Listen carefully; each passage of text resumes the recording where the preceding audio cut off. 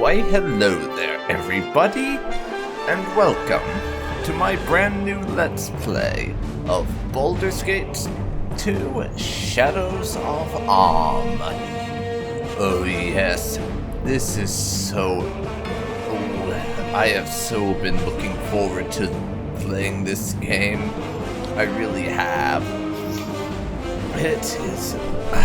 I've been wanting to play this basically so much that I am jumping straight into this after the original Baldur's Gate instead of doing Fallout 1 like I was originally planning. So, before we get started, and this is the reason why this is the prelude and not part 1, before we get started, there are a few things I have to mention. First of all, this Let's Play is very, very blind.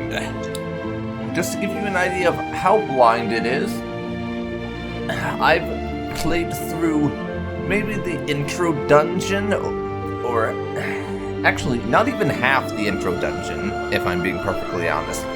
I played through a bit of the intro dungeon a few years ago, when I first got this game, because I wanted to test it and make sure it would work on my system.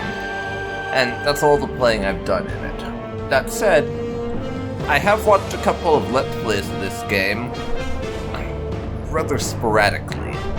I've done what I refer to as skim watching, where I'll watch a little bit and skip ahead to another bit that looks interesting, and I did that sort of thing on a couple of Let's Plays for this game, so chances are that I will remember some things from those videos, but I'd still call this a blind playthrough simply because I have no experience with this game.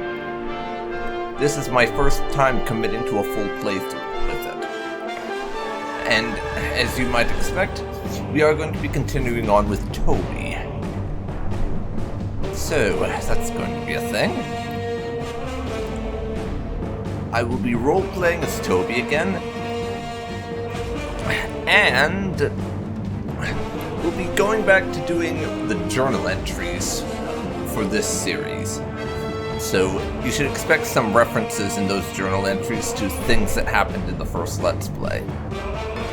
As a result, just so you can get an idea of what kind of things happened, or if you're just joining me fresh and want to know what's going on with this, I will in the description and on one of my end cards have a link to the first Let's Play, so you can go and give that a watch if you want. But I do hope you'll stick around for this one, and watch me bumble my way through this game as well, like I did with the last one. But we can't exactly consider that I was too bumbly. I mean, our entire party was basically between levels 7 and 9 at the end of the last game, and I did beat Dorlag's Tower, even if it was on normal difficulty, so yeah, I can't exactly claim to be too incompetent at this game, considering that. But the last thing I want to mention is I am using a couple of mods in this. Not too many, because this is blind and I wanted to experience the mechanics in the blind status. So I don't have any extra companions added in or anything.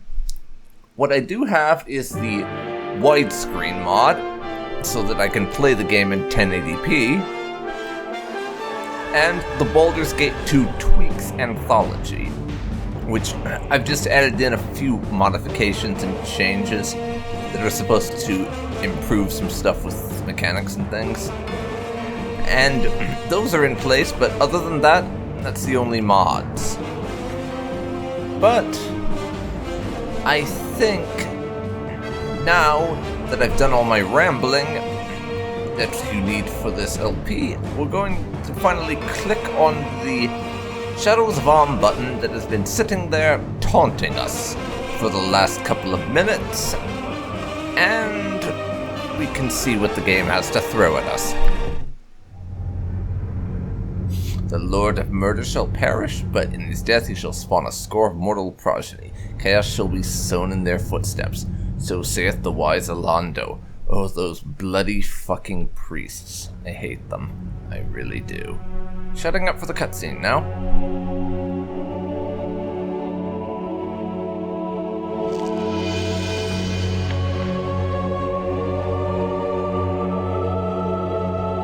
You spent your youth in the library fortress of Candlekeep, under the kind tutelage of your foster father, Gorion. Imoen shared this home, a kindred spirit.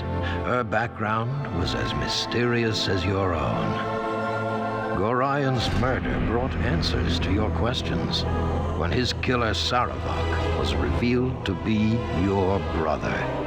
You and Saravak were a product of the time of troubles, a chaotic period when gods were made flesh and forced to walk the earth. One such deity foresaw his own death and walked the land before the cataclysm. He left a score of mortal offspring, intended to be the fuel for his rebirth. The god was Baal, Lord of Murder, and you are one of his children. Saravak sought a war of sacrifice to prove his worth, believing he could become the new Lord of Murder. You killed your brother, sending his taint back to Baal. You were the hero of Baldur's Gate, but some suspected you shared the same lineage as Saravak. You departed soon after, under circumstances much darker than anyone would have believed. They came as you rested, figures cloaked in mist that clouded your thoughts, blurring the lines between consciousness and dreaming. There was no malice or hatred, no mention of an old score, only quick capture and the promise of grim deeds to come.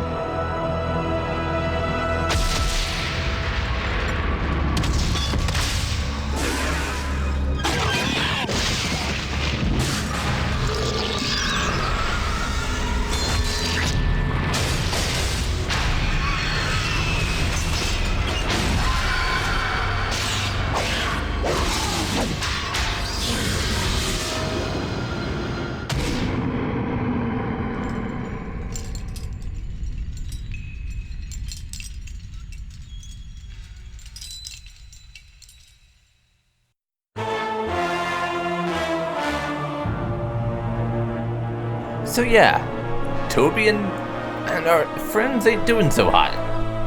We got our asses kidnapped.